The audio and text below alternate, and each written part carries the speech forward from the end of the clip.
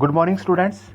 देखो बच्चों, कल हम सेल के जो कंपोनेंट्स हैं उसकी बात हम कर रहे थे, तो उसका फर्स्ट कंपोनेंट को डिटेल से पढ़ते हैं हम। ठीक है, फर्स्ट कंपोनेंट क्या था? सेल मेम्ब्रेन, जिसको हम प्लाज्मा मेम्ब्रेन भी बोल सकते हैं और प्लाज्मा लेमा भी बोल सकते हैं।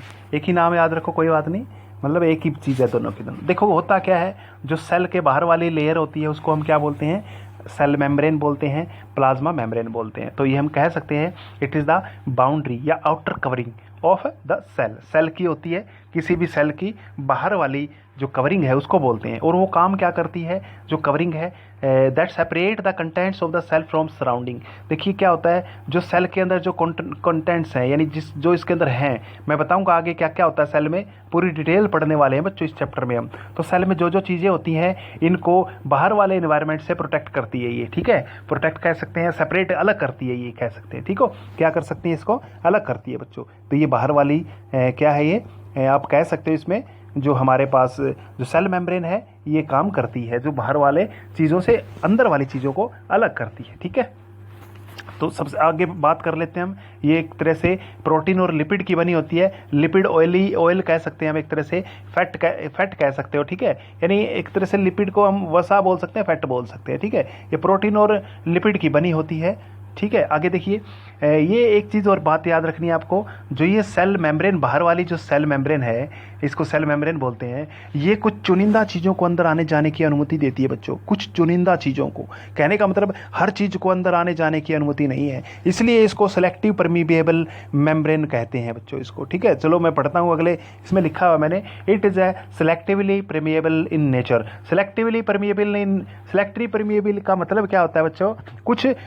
कुछ चुनिंदा चीज़ों को, जिनको परमिशन है, कुछ परमिशन वाली चीज़ों को ही अंदर आने जाने की अनुमति है। इसमें ऐरे गहरी कोई चीज़ें इसके अंदर एंट्री नहीं कर सकती। भाई जो सेल में जो चाहिए की चीज़, जो सेल के बाहर जो निकलनी चाहिए, जो सेल के अंदर जो आना चाहिए, वो कोशिका के अंदर कह सकते हैं, सेल के अंदर कह सकते हैं, उन्हीं को ही अंदर आने जाने की अनुमति है। कोई एक्स्ट्रा माइक्रोब्स वगैरह यानी माइक्रो ऑर्गेनिजम्स हैं, उनको आने जाने की इसमें अनुमति नहीं है बच्चों। देखो इसमें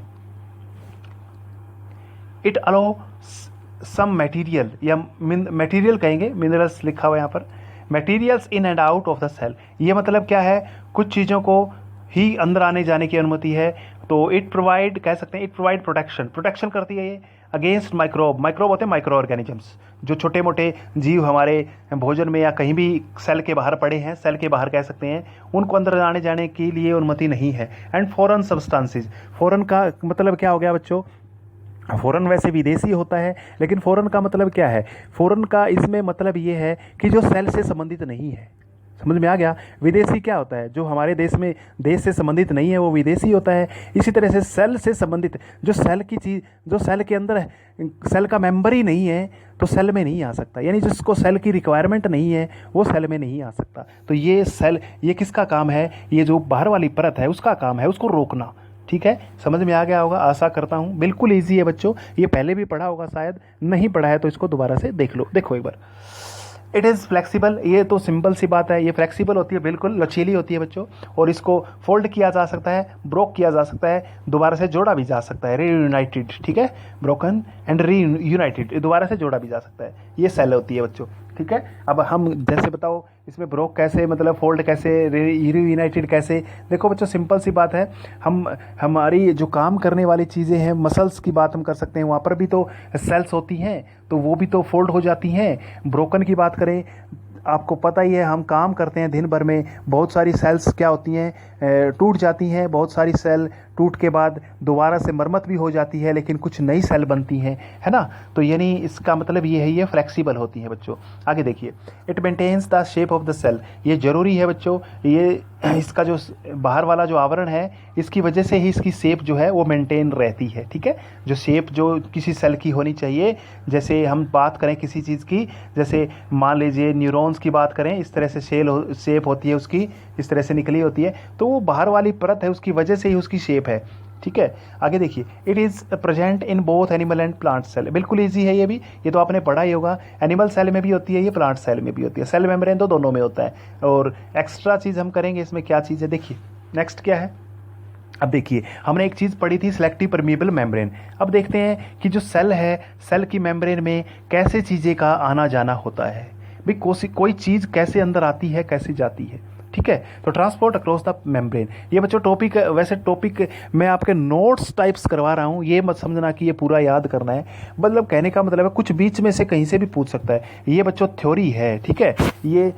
ये नहीं है कि आपको क्वेश्चन करवाया याद करवा दिया, इसमें कोई भी क्वेश्चन कहीं से भी आए तुम लिख सकते हो बच्चों आराम से, ठीक है। क्वेश्चंस पे तो तुम फिर क्वेश्चंस बेस हो जाओगे, लेकिन थ्योरी में तुम कहीं भी मार नहीं खाओगे बच्चों, ठीक है। आगे देखिए डिफ्यूजन का मतलब देखिए, इसमें ट्रांसपोर्ट हम कर रहे हैं तो हम सबसे पहले डिफ्यूजन करते हैं, पहले भी हम पढ़ चुके हैं डिफ्यूजन। देखिए इसमें क्या होता है बच्चों, the movement of a substance from higher concentration region to lower concentration reason.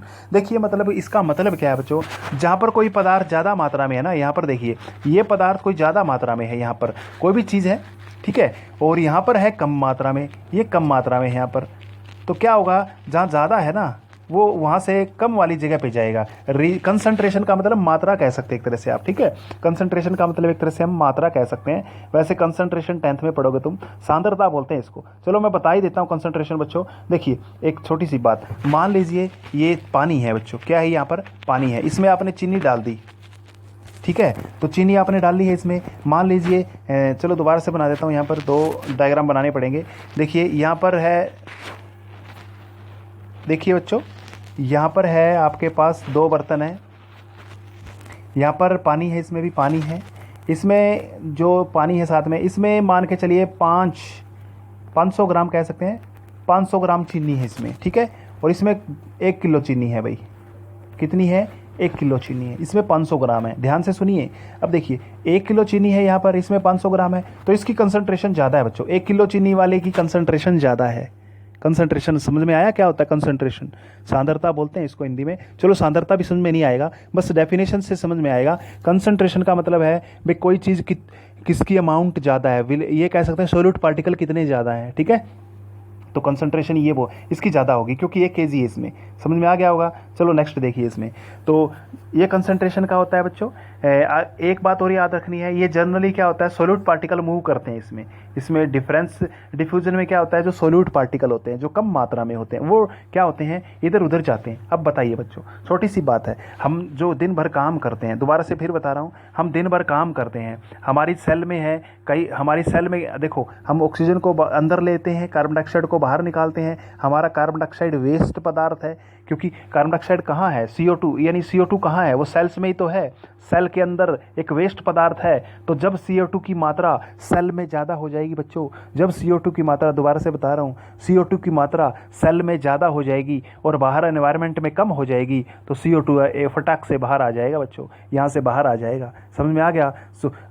मान लीजिए हम काम करते हैं, दोबारा से फिर बता रहा हूँ, हमारे सेल में ऑक्सीजन की कमी आ गई, क्या आ गई, ऑक्सीजन की कमी आ गई, तो क्या होगा बच्चों, इस फटक से, यानी कहने का मतलब सेल मेम्ब्रेन में क्या होगा, बाहर एनवायरनमेंट में ज़्यादा ऑक्सीजन है तो अंदर एंट्री करेगा ये। तो कहने का मतलब ये बच्चों, इसमें छोटी सी बात आपको याद रखनी है, जो डिफ्यूजन है वो गैसों के एक्सचेंज में हेल्प करता है। अगले पेज पे मैंने लिखा भी है, मेंशन भी किया हुआ है, देखो एक बार, ये रहा, यहाँ पे देखिए, diffusion is important in the exchange of gases through the cell, यानी गैस के आदान प्रदान करने में डिफ्यूजन सेल हेल्प करता है बच्चों। मैंने लिखा भी है, carbon dioxide and oxygen can move through the cell due to diffusion. Diffusion की वजह से ही ये कार्बन डाइऑक्साइड है और ऑक्सीजन है, क्या करते हैं आपस में, कह सकते हैं इसमें मूवमेंट करते हैं, ठीक है। सेकंड पार्ट हम सेल के अंदर और देखते हैं क्या क्या चीज़ होती है। सेल के अंदर पानी की बात हम करेंगे, ठीक है, ऑस्मोसिस बोलते हैं बच्चों, पानी की बात करेंगे भाई, मूवमेंट ऑफ वाटर पार्टिकल कह सकते हैं, मोलिक्यूल कह सकते हैं, the movement of water molecule through a selective permeable membrane.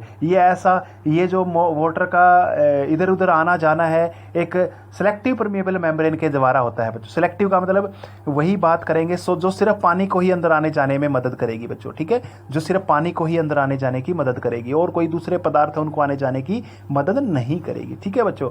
तो देखिए हम ये भी कह सकते हैं, the osmosis is the passage of water from higher concentration region to lower concentration region. वही बात फिर आ गई बच्चों, जहाँ पानी ज़्यादा है वहाँ से जहाँ पानी कम है उसकी तरफ जाएगा बच्चों, जहाँ पानी ज़्यादा है हायर कंसंट्रेशन से लोअर कंसंट्रेशन की तरफ पानी जाएगा, इसी को हम ऑस्मोसिस बोलते हैं। घरों में जो RO होता है उसी को तो बोलते हैं, वहाँ पर जो पानी है, जहाँ पर पानी, कहने का मतलब है जो पानी ही के कण ही उसमें मोशन करते हैं बच्चों। दूसरे जो कण है, इम्प्योरिटी है, वो मूव नहीं करती, क्योंकि उसकी मेम्ब्रेन होती है वो सेलेक्टिवली परमिएबल होती है बच्चों, जो आरओ घरों में होता है, रिवर्स ऑस्मोसिस। इसमें कहने का मतलब बच्चों, क्योंकि वो पानी, ये मेम्ब्रेन ही ऐसी होती है उसमें जो सिर्फ पानी के कणों को ही अंदर आने देती है, तो पानी ही छन के जाएगा बच्चों, कहने का मतलब है, और दूसरी इम्प्योरिटी इसमें नहीं आती। इसलिए ये बोला जाता है आरओ का पानी जो है सिर्फ पानी को ही अंदर आना, यानी इम्प्योरिटी, कहने का मतलब इम्प्योरिटी को दूर करने के लिए आरओ हम यूज़ करते हैं। ठीक है, नेक्स्ट देखिए इसमें बच्चों, अब जैसे एक बात और एग्जाम्पल मैंने लिखा हुआ है, वाटर का जो मोशन है रूट से, प्लांट रूट से। जैसे बच्चों देखो एक बार, यहाँ पर जड़ है, मान के चलिए ये जड़ है और ये यहाँ पर पत्ते हैं बच्चों। देखिए इस पत्तों में पानी की मात्रा कम हो जाएगी ना, पत्तों में पानी की मात्रा कम हो जाएगी, तो जड़ों से क्या होगा, ये जो जड़ है इन जड़ों से पानी ऊपर जाएगा, क्योंकि यहाँ पर पानी कम है बच्चों, यहाँ पर कम है, यहाँ पानी ज़्यादा है तो ऊपर जाएगा बच्चों। तो यानी कहने का मतलब है बच्चों, जहाँ पानी कम होता है उसकी तरफ पानी जाता है, जहाँ ज़्यादा होता है वहाँ से पानी मोशन करता है। ठीक है, तो बच्चों ये टॉपिक है, ये टॉपिक मैं कल करवाऊंगा आपको, लेकिन मैं बता देता हूं बच्चों क्या होता है। देखिए आपके पास क्या है, मैं ये इसको क्वेश्चन को पढ़ने से पहले मैं आपको बता देता हूं। आपके पास 3 प्रकार से सेल को आपने टेस्ट करना है बच्चों। देखिए एक बार आपने क्या करना है, एक सेल को आपने डालना है, 3 बर्तनों में डालना है, 3 बर्तनों में डालना है सेल को। ये मैंने अंदर सेल डाली हुई बच्चों इसके अंदर। ठीक है, ये 3 बर्तनों में सेल है, समझ में आ गया होगा, ये सेल डाली हुई है। अब देखिए इसमें क्या है, हमें क्या करना है, इस सेल को हमने डाल रहे हैं ना, ये 3 बर्तन में क्या क्या है, हम उसमें सॉल्यूशन ले रहे हैं बच्चों। उसमें क्या ले रहे हैं, सॉल्यूशन ले रहे हैं, शुगर या साल्ट में से कोई लेकर के पानी के साथ। ठीक है, मान लीजिए हमने सॉल्ट लिया हुआ है, नमक लिया हुआ है, यहाँ पर नमक और पानी के सॉल्यूशन में हम इसको डाल रहे हैं बच्चों। किस में डाल रहे हैं, एक सेल को हम नमक या पानी के सॉल्यूशन में डाल रहे हैं बच्चों, याद रखना है किस में डाल रहे हैं, नमक या पानी के एक तरह से घोल में कह सकते हो। देखिए बच्चों, अगर दोबारा से फिर से बता रहा हूं बच्चों, देखो बच्चों बिल्कुल आसान है ये। अगर इस सेल में पानी की जो क्वांटिटी है, कंसंट्रेशन है, बाहर वाले जो बाहर जो इसमें मीडियम बना रखा है हमने, सॉल्यूशन है, इसमें पानी की मात्रा बराबर है, दोनों की कंसंट्रेशन बराबर है, यानी इसमें जो कंसंट्रेशन है और इसमें जो कंसंट्रेशन पानी की कंसंट्रेशन है, अगर ये दोनों बराबर है तो पानी अंदर भी आएगा, पानी बाहर भी जाएगा, लेकिन सेल का कुछ नहीं बिगड़ेगा मतलब ना तो जो सेल है यानी इसका साइज छोटा होगा, ना साइज इसका बड़ा होगा, इसका जो साइज है वो रिटेन रहेगा बच्चों। सेल जो है वो अपना साइज को मेंटेन रखेगी, यानी सेल जो है ना स्वेल होगी, कहने का मतलब ना श्रिंक होगी, ना सिकुड़ेगी बच्चों। ठीक है, तो यानी बराबर मात्रा में क्या होना चाहिए, इसका सॉल्यूशन होना चाहिए, कहने का मतलब इसका कंसंट्रेशन होनी चाहिए। चलो बच्चों इसको ऐसा समझ में नहीं आया तो देखो, मान लीजिए 5 किलो पानी है इसमें और 1 किलो चीनी है। ठीक है, अब यहाँ पर देखिए बच्चों, यहाँ पर 2 किलो चीनी है, 10 किलो पानी है, तो बताओ बच्चों दोनों की कंसंट्रेशन बराबर है ना। यस, दोनों की कंसंट्रेशन बराबर है, तो यही कुछ इसमें है बच्चों। मान लीजिए ये सेल है ना, इस सेल में कुछ ऐसा है, 5 किलो कुछ चीज़ है, पानी है मान के चलिए, और 1 केजी है, अलग चीज़ें हैं, और इसमें हमारे पास जो बाहर का मीडियम है उसमें 10 किलो पानी है और 2 किलो का है कुछ और चीज़ें हैं, तो इसका मतलब इन दोनों की कंसंट्रेशन बच्चों क्या है, बराबर है।